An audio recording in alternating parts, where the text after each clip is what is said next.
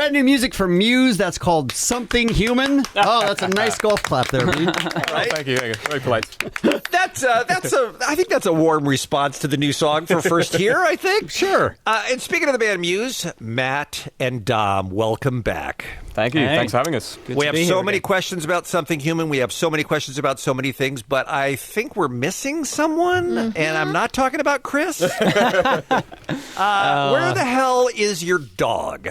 Floyd's in London right now. Floyd's in London? He's actually in London. I've been spending a bit of time over there. He just, He's on holiday? Or what's happening? He's on holiday. He went to go and watch the World Cup. Oh, now he's sad and doesn't want to come back. Now he's just down, along with everyone else in England right now. He needs some time to process his feelings before he can go back out with you guys. Yeah.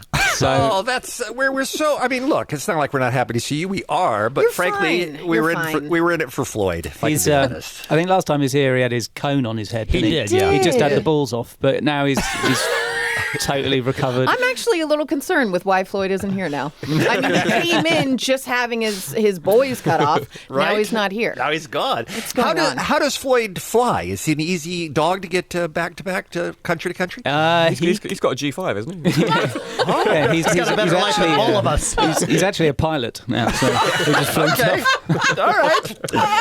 That's impressive. All right.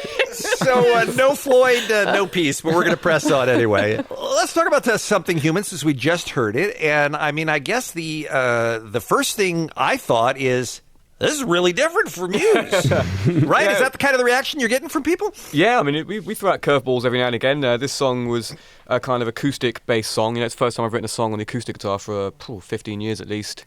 And something about getting out the acoustic, it just makes you sort of get a bit more sort of heart on the sleeve and more personal, more intimate with what you're singing about and stuff. So really it was kind of a basic me on acoustic guitar, but then we found ways to kind of enhance it and sort of add bits of, add band parts to it and sort of electronic bits and stuff. And it's definitely different for us. It's up-tempo, it's light, it's kind of lightweight in tone. So and it's our soft side, I'd say. Yeah. It is your soft side. That's right. Yeah. What made you go back to the acoustic guitar? I think I've done a lot of interviews over the years where people say, they talk about how we do everything on such a big scale and sort of over the top and crazy and stuff. And I've always said, I'd love to do something a bit more stripped down. But I never actually have done it until now. Okay. I mean, this is kind of stripped down, I'd say. When you hear, obviously, just me on the acoustic, on the album, there'll also be just a straight acoustic version as well. I was going to ask, because you already put up an acoustic version on your Instagram. Yeah, that's like a little live thing of me in the studio mucking about, but... that's just you mucking about, right? I mean, come on. Yeah. But it's I'd say. I mean, in terms of the new album we're working on, this is probably the softest kind of side of it. Do you know what I mean? And it's been a while since I can't remember the last time we put out like a song as a single that was really kind of that sort of laid back. And Dom, what did you think when you heard it the first time? Hard to play drums on.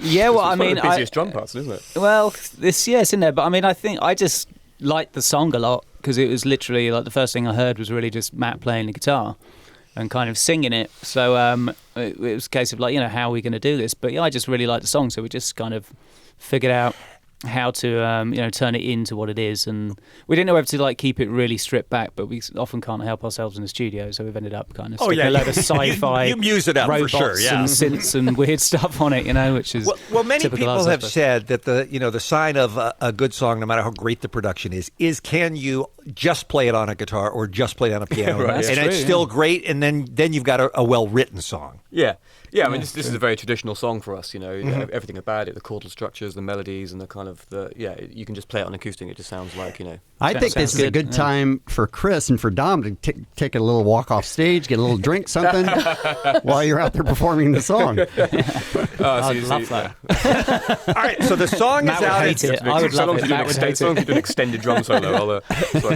The song is now available everywhere you get songs. It is released. It's Into the Wild, and the video is out as well. And as simple as the song is, the video is the very opposite of that. What is going on with you guys? Be any wilder. Seriously. Well, I mean, we wanted to do something. I mean, we're talking about the video. The idea had come up, but we're like, shall we do it? Is it really going to work with a song? And I just thought, well, yeah, it's so different to the way the song sounds. Sort of the opposite, yeah. Yeah, and I thought, let's just do it. So I think it adds a nice dynamic to Matt's driving a Lamborghini. I can buy that. Yeah. But Dom, turning into a werewolf. you as a cop, As a sexy cop, by the way, I'd like to point out. Way I'm not sexy positive cop. that I can buy that. It looks like you're about on your way to Chris? play a bachelorette party. Chris, I can buy. Man. Chris, Yeah. Chris with the bazooka. Did you buy that? I did buy that. Yeah, the bazooka was pretty cool. I Yeah. wondered if it was a real thing. I'm just a cop. Yeah. But Sexy he's a cop. cop. Don't He's a take cop. anything He's not away a from cop. sexy cop. Yeah, right. Definitely a I sexy didn't, cop. I didn't see it that way, but however you want to see it, it's fine. And it looks like the craziest, sci-fi movie you've ever seen. Is there really a Lambo? Are you really driving a Lambo, Matt, or is it all computer well, effects? No, at the end of the Thought Contagion video, that was a real Lambo that I got out of. I pulled up in that and got out of it, and then we've got that same one, and essentially that was on a green screen. Do you know what I mean, so everything inside the car is me inside a real Lambo from the early '80s. I was basically reliving my Cannonball Run fantasy. Yeah. Did you also really turn into like a wolf beast? For real. Yeah, Okay. Yeah. Wow, that's cool. All right, just making sure everything was above board. Absolutely. Yeah. Okay. I mean, it is visually stunning. I mean, it really is unbelievable what they can do these days. Yeah. But it's just like hearing the song for the first time. You look at it and go, "Wow, that's something. That's a zag," you know. Yeah, totally. Yeah, we're loving that visual style. We're going to sort of stick with this and build a world around it for the whole album, you know. So regardless of what the sort of song style is, we're going to sort of stick with this kind of look, and it's kind of for us reconnecting with all the films we grew up loving when we were in the early 80s. Like Teen Wolf? Yeah, Teen Wolf, Blade Runner. Cannibal Run. Cannibal Run. Can I ask you guys a question? Is there an album? Yes, Is there there going to is. be an Yeah, album? yeah, Okay. there is, yeah. Yeah, Because- we're finishing it right now. Okay. This next week or two, we're finishing the mixing, and there's one song we've just got to do some more recording on. It's nearly done. We've got 11 tracks in the bag. It's gonna Wow. Be, yeah, it's going to be a great album. 11 tracks on the album, then we're going to do like 7 or 8 extra tracks, which are going to be sort of acoustic or alternate versions of the songs. Oh, wonderful. Which will be interesting. For example, like Dig Down, for example, on the album, there's going to be a really cool acoustic version with a gospel choir, which is really different. Oh, awesome. Which is really different to the original. But then the album's got a lot of harder rock on it as well. It's got the usual stuff. So we're excited about it. But it's coming out There is an album, and it's coming out in November. in yeah. November. Yeah. In November. So it is actually Okay. happening. All right. We've just got to wonderful finish news. it. Just checking. Let me just ask you one more question about that. we have to take a process. break, though, Kevin. Oh, just one more question on Just this a- topic. On Okay, this all topic. right. Go ahead. Is it difficult for you to finish mixing and say, "Okay, we're done. We can't tinker anymore"? I'd say it's Yeah, difficult. I think it's more it is. difficult finishing the recording process. 'Cause, It is, okay. Yeah, you always want to try things or try different directions. And actually, what's cool though with this album is you're going to hear, like, as I said, 2 versions of the same song sometimes. You know, as I said, like acoustic strip version, or even a sort of more kind of ethereal, dreamy version, and then the hard rock version, or the full band version. So rather than get caught up in doing finishing touches, we've actually put both versions of the song on the album, which is quite Yeah, cool. Yeah. that's true. Yeah. Hey, it's Muse, you guys, here on the Kevin and Bean Show, 106.7 KROQ. Matt, Dom, how you feeling? Feeling Great. good. Yeah, feeling excellent. good. We are so excited that you're here because, we just had the premiere of the brand new song, Something Human, talking about the new album coming out in November, which is wonderful news. But also, within the last couple of weeks, you had the big Drones experience in the movie theater, and a bunch of us here at KROQ went to see it. So Yeah, that was congratulations awesome. on that. Oh, God, thank you. Nice. Yeah, cool. How was it? It was great. Oh, you should see it, Dom. It's real good. It was really great because they did use a lot of the visuals that you guys have on stage. Yeah. I'm sure you've seen. Have you not seen it? Yeah. Okay, you're just joking. I'm just seeing whether you liked it or not.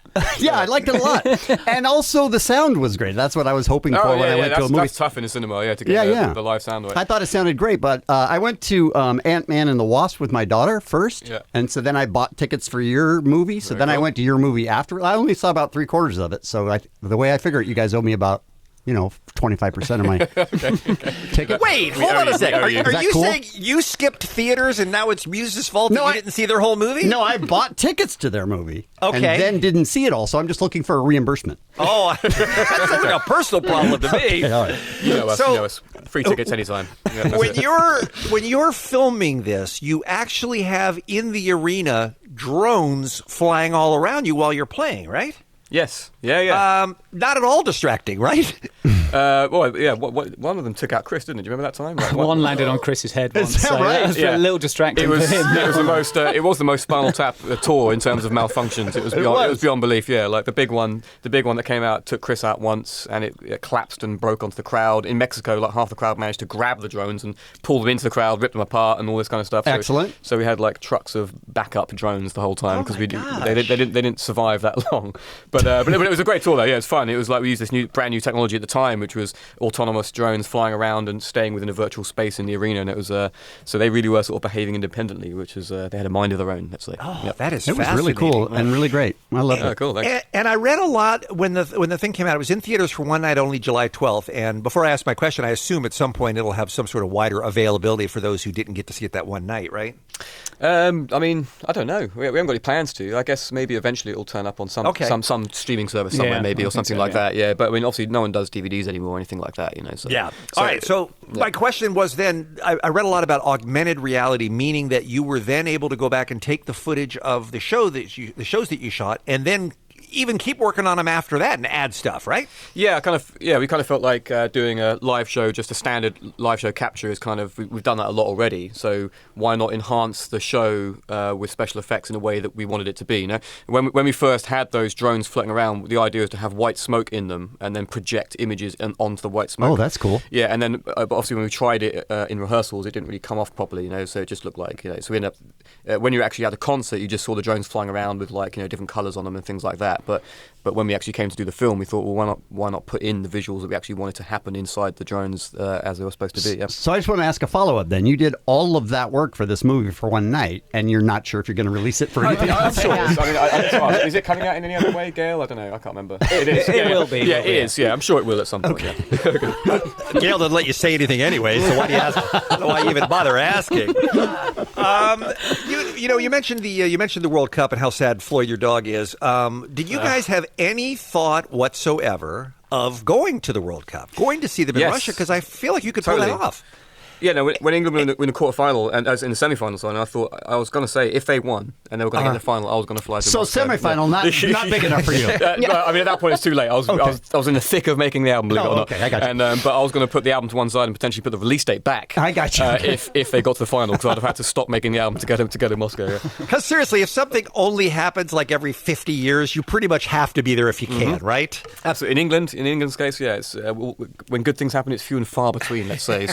So we'll take it. Yeah. I know a lot of people are disappointed because England didn't win the World Cup, but getting as far as they did was quite an accomplishment. Oh, it was. Yeah, it was great. I mean, that last time was 1990 that we got to the semi-final. I remember I was about 12, 13 at the time or something, and loved it. You know, it was so exciting. It's been 28 years to get that vibe back. You know. Yeah. Well, it was exciting, and I want to tell you, a lot of people around the world fell in love with those boys. They really did. I mean, they really did bring the England national team kind of back from obscurity a little bit. You know, they're a force to be reckoned with now for the first time in a long time. Yeah, totally. It's a great team. Yeah, Kane. Something about Kane. Harry Kane. He's got Harry the right. Kane's got great hair. He's just got the right side. Oh, you like him? Fabulous hair.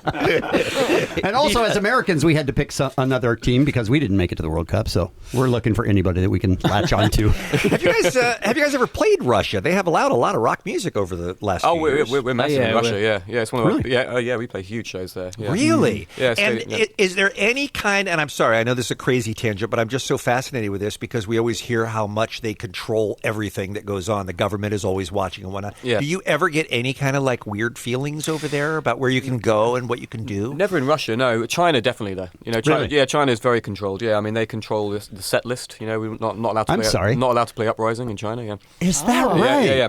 And I remember the first time we were going to go there.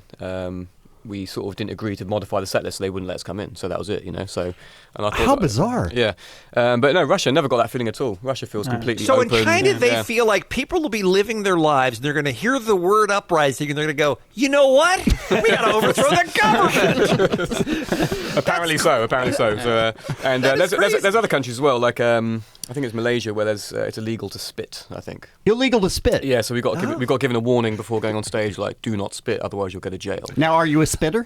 Well, sometimes you've got to clear your throat. You know what I'm saying? Yeah, so I had to just gargle my way through that one. Yeah.